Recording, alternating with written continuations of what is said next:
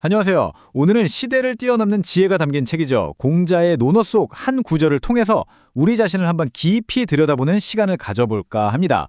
바로 논어 태백편에 담긴 이율배반, 즉 모순에 대한 공자의 날카로운 통찰을 함께 나눠보겠습니다.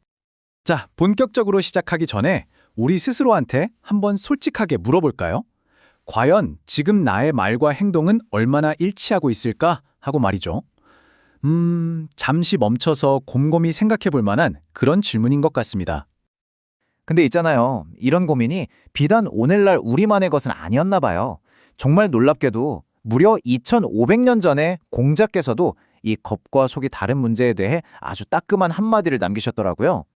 자, 그럼 지금부터 공자가 아주 신랄하게 꼬집었던 바로 그 위선, 그 모순적인 모습에 대한 이야기 한번 본격적으로 시작해 보겠습니다.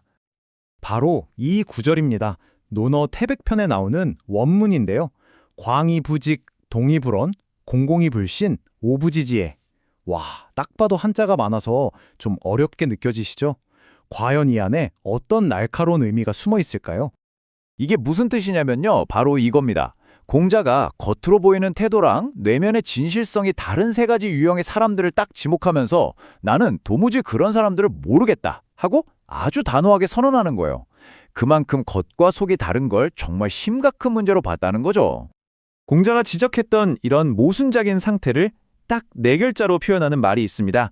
들어보셨을 수도 있는데 바로 이율배반입니다. 이율배반, 말 그대로 풀이하면요. 두 개의 법칙이 서로 등을 돌리고 있다는 뜻이에요. 그러니까 애초에 같이 있을 수가 없는 그런 모순적인 상태를 말하는 거죠. 우리가 흔히 말하는 말과 행동이 다르다. 이게 바로 대표적인 이율배반인 셈입니다.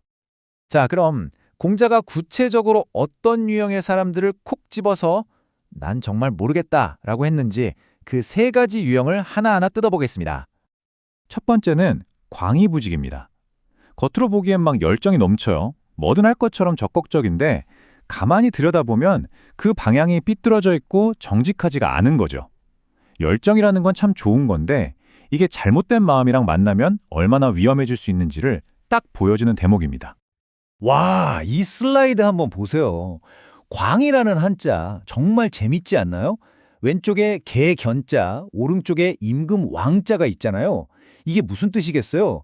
개가 자기가 왕인 줄 알고 통제 불능으로 날뛰는 모습. 이야, 정직함 없는 열정의 본질을 이렇게 글자 하나로 꿰뚫어 본 거예요. 정말 기가 막히죠? 두 번째는 동의불언입니다. 이런 사람 주변에 있을 수 있어요. 겉으로는 되게 순진하고 좀 어수룩해 보여요. 근데 속을 들여다보면 진실된 성실함이나 조임성이 전혀 없는 거죠. 순수해 보이는 얼굴 뒤에 무책임함이 숨어있는 그런 경우라고 할 수 있겠습니다.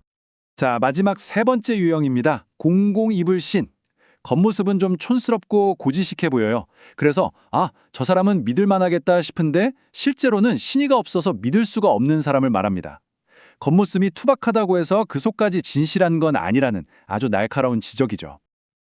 여기서도 공이라는 한자를 한번 뜯어볼 필요가 있어요. 이것도 정말 의미심장합니다. 마음심자 옆에 빌 공자가 붙어 있죠.